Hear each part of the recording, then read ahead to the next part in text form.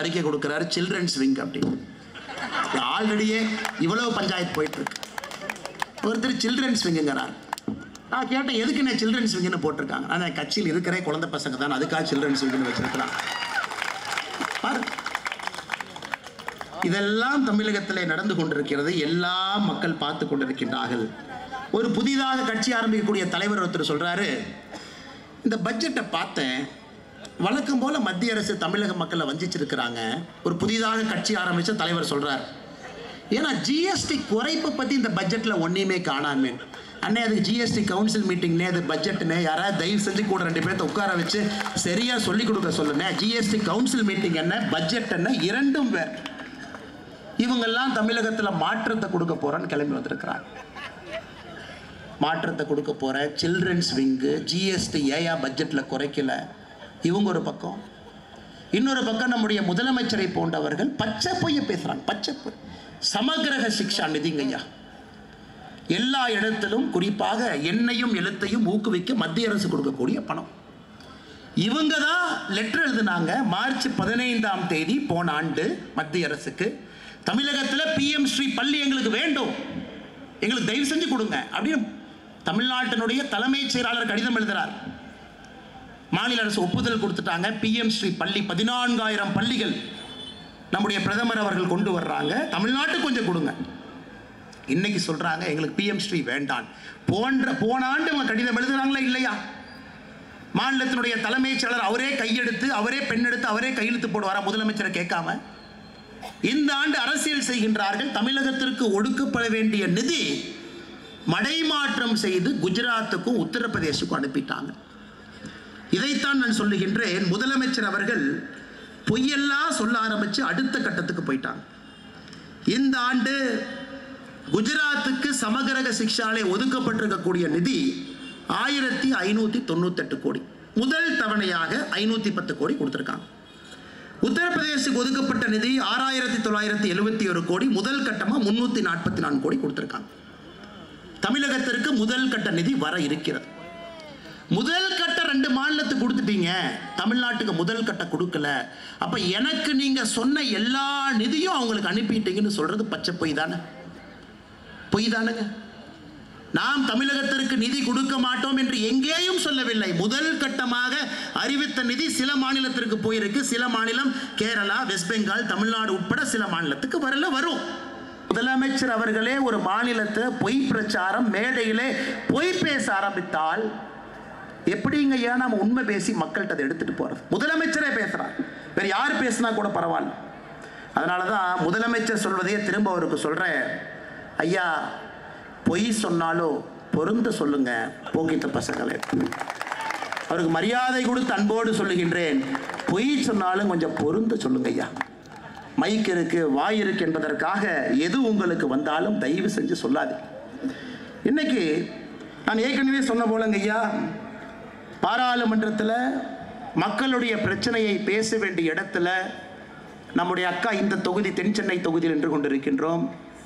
அக்கா தமிழிசை அக்கா அவர்கள் அங்கே பேசியிருக்கணும். இன்னைக்கு நம்ம எம்பிக்கள்லாம் அந்த பாராளுமன்றத்தில் என்ன பேசுறாங்கன்னு பார்க்கலாம். எம்பிகள் என்ன கேள்வியெல்லாம் கேட்டாங்கன்னு பார்க்கலாங்க ஐயா.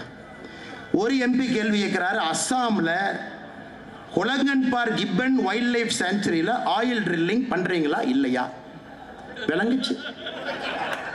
தமிழச்சி அக்கா இந்த தொகுதி எம்பி அவங்க கேட்குறாங்க, மினிஸ்ட்ரி ஆஃப் கார்பரேட் அஃபேர்ஸ் வெப்சைட்டில் ஒரு குளறுபடி இருக்கு, எப்போ சரி செய்வீங்க? ஏங்க உங்களுக்கு ஏதாச்சும் பிரச்சனையாக இருந்தால் போஸ்ட் கார்டில் எழுதி போடுங்க, இமெயில் அனுப்புங்க, கார்பரேட் அஃபேர்ஸ் உங்களுக்கு பதில் போடும். இது பாராளுமன்றத்தில் தொகுதி மக்கள் சார்பாக கேட்கக்கூடிய பிரச்சனையா? இன்னொருத்தர் இருக்கார், பயங்கரமான ஆள், மத்திய சென்னை எம்பி. அவர் கேள்வி பாருங்க, இந்த பட்ஜெட்ல யூரோப்பியன் யூனியன் கொண்டு வந்த கார்பன் பார்டர் அட்ஜஸ்ட்மெண்ட் மெக்கானிசத்தை இந்தியா எதிர்ப்பதன் எதிரொலி என்ன?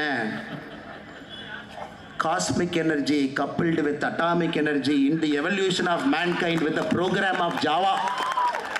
இது அண்ணன் விவேக் அவர்கள் ஒரு கடைக்கு போறார், புக் வாங்க போறார். அங்க ஒரு சகோதரி இருக்கிறாங்க. இந்த சகோதரி எப்படியாச்சும் இம்ப்ரெஸ் பண்ணணும் அப்படின்னு கடைக்காரன்ட்ட போய் கேட்கிறார், cosmic energy coupled with atomic energy in the evolution of mankind by the program of Java அப்படின்னு சொல்லுங்க. தயாநிதி மாறன் அவருடைய பாராளுமன்ற கேள்வி இதை விட மோசமா இருக்கு. தொகுதி பிரச்சனையை கேளுங்கன்னா ஒரு எம்பியும் போட்டி போட்டு பாராளுமன்றத்தில் கேள்வி கேட்டு இதை தாண்டி இன்னொன்று கேட்டிருக்காரு தயாநிதி மாறன். எப்படியா நீ நான் வந்திருக்கிறேன், எப்படி நீ சமஸ்கிருதத்தில் மொழிபெயர்ப்பு செய்யலாம் பாராளுமன்றத்தில்? நான் விடவே மாட்டேன், நீ எப்படி சமஸ்கிருதத்தில் மொழிபெயர்ப்பு பண்ணலாம்? அதற்கு பாராளுமன்றத்தினுடைய ஸ்பீக்கர் ஐயா சொல்கிறாங்க, ஐயா இங்கே பாருங்க, 10 மொழியில் மொழிபெயர்ப்பு இருக்குது, நம்முடைய தாய்மொழி தமிழ் உட்பட. இன்னைக்கு புதுசாக 5 மொழி அறிமுகப்படுத்துகிறோம், அதிலும் ஒரு மொழிபெயர்ப்பு வரப்போகுது. பாராளுமன்றத்தில் நேற்றிலிருந்து 15 மொழியில் மொழிபெயர்ப்பு. புதிதாக அறிமுகப்படுத்திய மொழி என்னன்னா போடோ, டோக்ரி, மணிப்பூரி, உருது, சமஸ்கிருதம். இந்த 5 மொழி புதுசாக 10ஓட.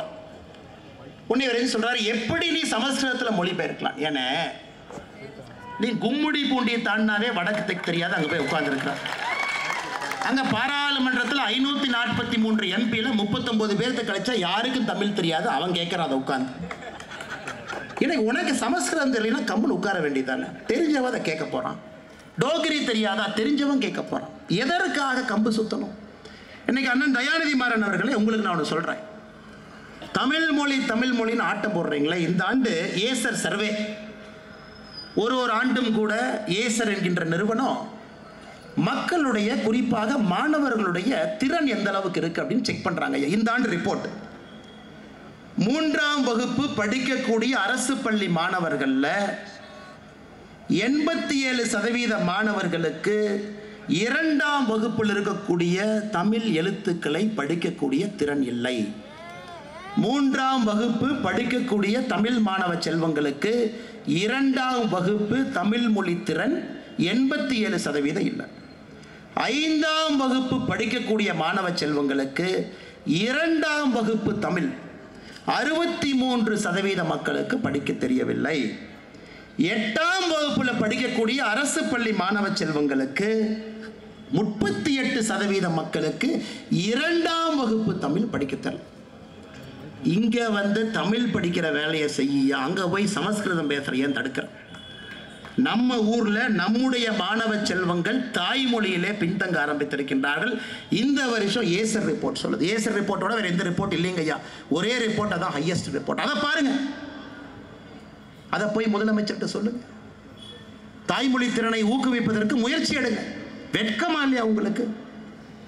ஆட்சியில் இருக்கிறீங்க, தமிழ் மொழியை சொல்லி அரசியல் பண்றீங்க, வெட்கப்பட வேண்டும். இந்தியாவில் மொத்தமாக 18 சமஸ்கிருத பல்கலைக்கழகம் இருக்கு. நாம கட்டலீங்க ஐயா, கட்டிட்டாங்க, வேண்டும் என்று இருக்கிறது.